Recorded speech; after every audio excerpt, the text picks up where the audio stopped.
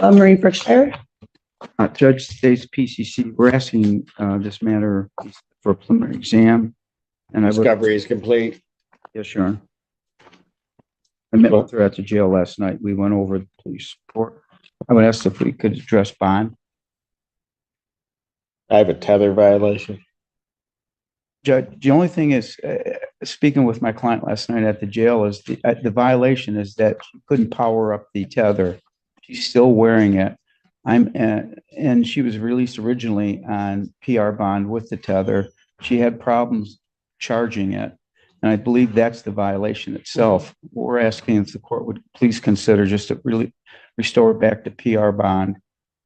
I would ask for without the tether, but if it has to be the tether, if somebody could look at it, she's still wearing it. It doesn't work. So we just need to get that straightened out. For my client, the tether was acting up when she was brought into the jail. So okay.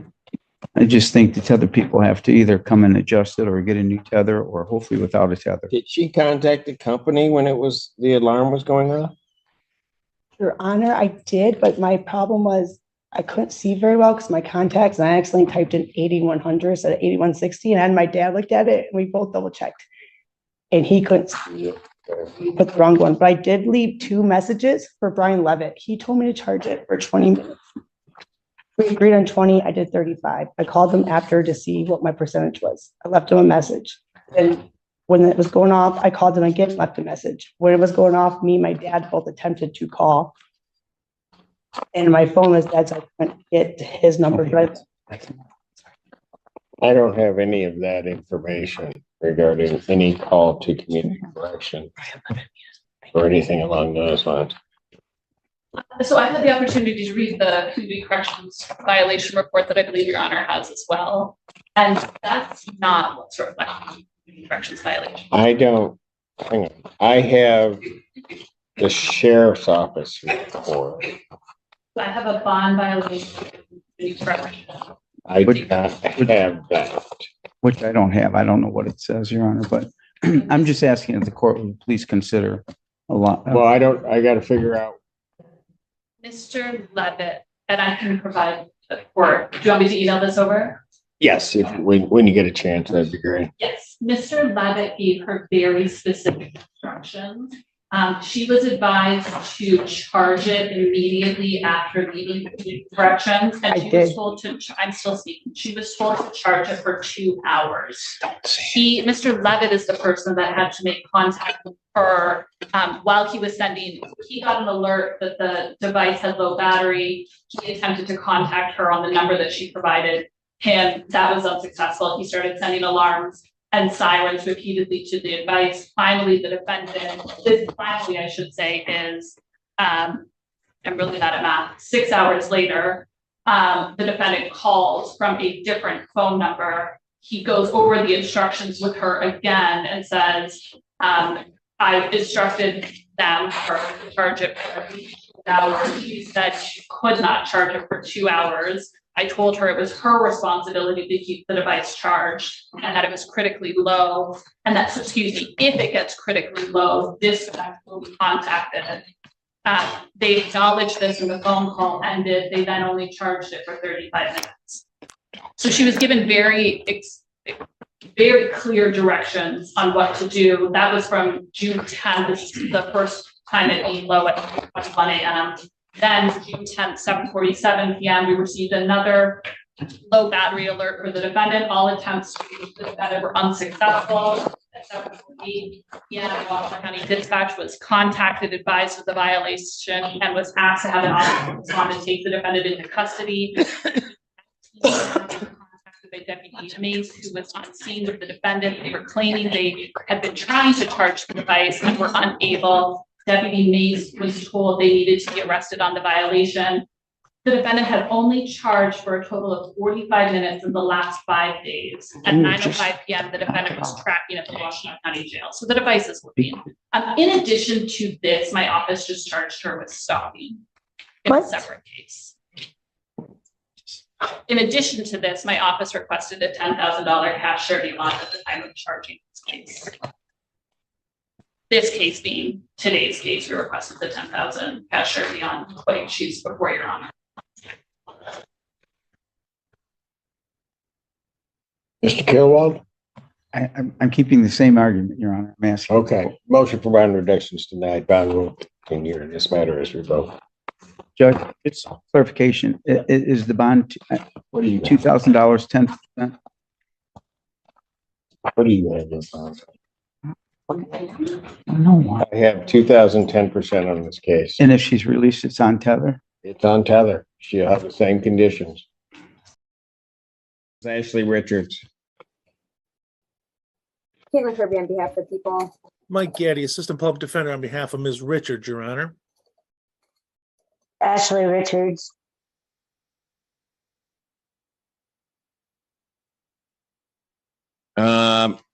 Ms. Richards hasn't been testing. What are we going to do on this? She hasn't Your been Honor, I do testing, and there's a current bench warrant out for her with no bond. That's correct, Judge. I do have, I had a discussion with Ms. Richards. She had expressed some dissatisfaction with my office in general and me specifically. I don't know if she's wishing to ask the court for a new attorney. I do have some information that I can immediately refer to the court, but I didn't want to do that if that's the case, since I wouldn't want to step on a new attorney's toes in terms of what they wanted to do. And Your Honor, no, regardless of what Ms. Richards' problems are with the public defender, she has failed to report. She's missed several tests starting from February to April 11th, and then was positive on April 17th and April 24th, and she has an active warrant. As I said, Judge, I have a test as recently as May 2nd that I can provide to the court immediately, along with some other documentation. Again, I just didn't, given the nature of our last conversation, I didn't know quite how to proceed. Ms. Richards, Yes. you haven't been going to testing according to what I have. I've issued a bench warrant out for no bond. You need to turn yourself into the Washington County Jail. I'm not even addressing the attorney issue at this point. Your Honor, You have counsel. Your Honor, as I said, I have a test from as recently as May 2nd from her primary care physician. She is currently in a high-risk pregnancy. I'd ask the court to take that into consideration here. I would have turned those things in, but for the conversation, and I can do that immediately if the court would wish to give us another date. But given the nature of our conversation, I was kind of between a rock and a hard place. And if Ms. Richards is a high-risk pregnancy, then why is she testing positive for drugs? Well, I think that would be between her and her physician.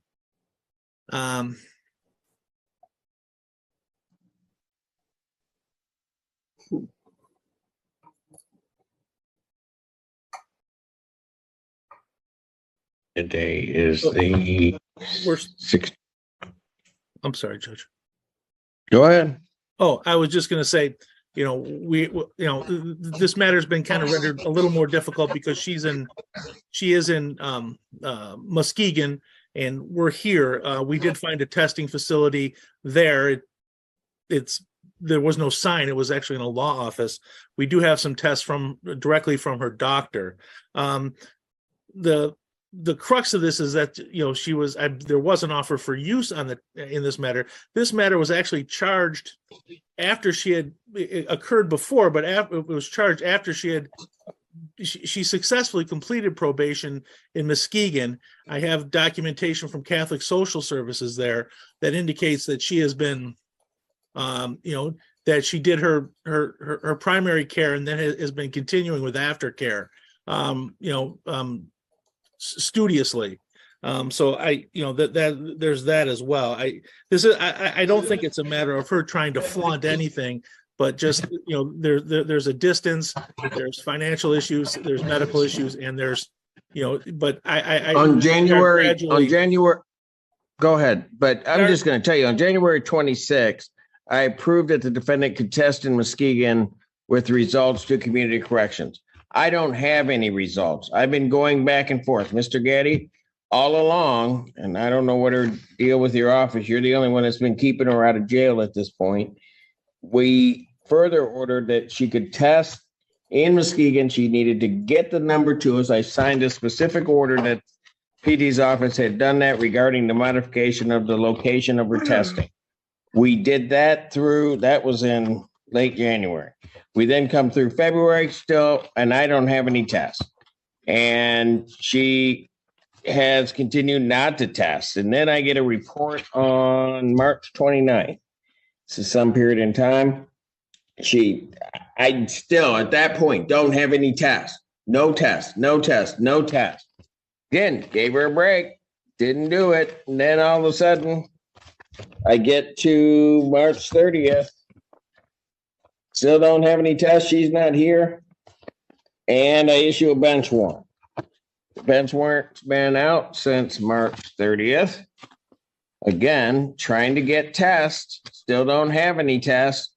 Nothing. We've just been continually putting it over. She decides she doesn't want to test. And then I all of a sudden get a test in April that indicates that she's then positive for THC. And then on the 24th of April, that the specimen has been diluted and there's been some adulteration of that specimen test. That was on the April 24th test. Yes, Your Honor. We were here on April 27th. And I still don't have tests. Yes, Your Honor.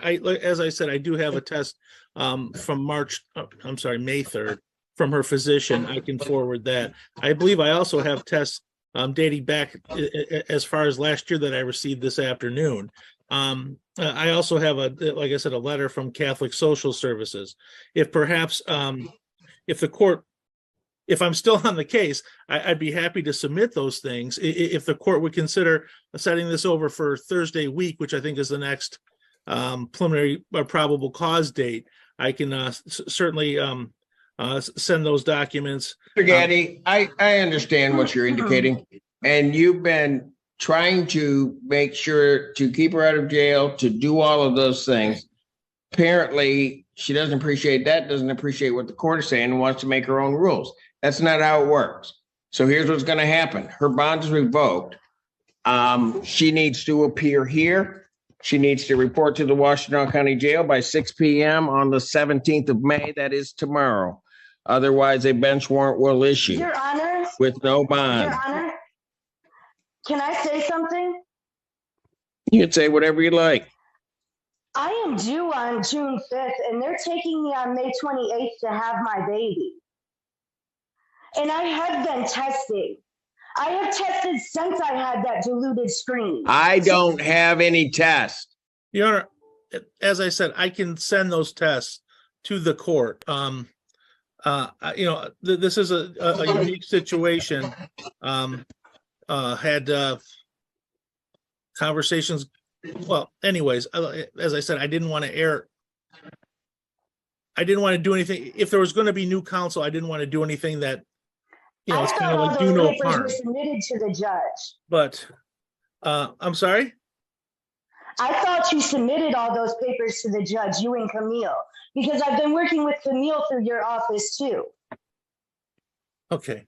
As I said, Judge, I can certainly put this together as a package and send it to the court. However, like I said, there have been some issues that have come up, but if I'm going to stand that case, I would request the opportunity to do that. And before we take the drastic step of, well, there's already a bench warrant, but before we, I would just ask for an opportunity to do that and ask the court to extend us to. I'm going to keep my ruling the same. Her bond's revoked. If you want to send something in, you can send it to Ms. Kirby. I will be more than happy to look at it and reconsider. But I'm not playing by her rules anymore. We're going to play by mine. I've been as lenient as I possibly can. And I'm not going to sit here and be taken advantage of. Defendant's ordered to report to the Washington County Jail, 6 Nobody's p.m. taking tomorrow. advantage. If she doesn't report, that bench warrant goes back out, plain and simple. If you want to submit something before in between time, if you guys patch up your differences and she lets you do that, that's fine. Then I'll look at it and see what I can do. But otherwise, that's my order. That's the order that will stand.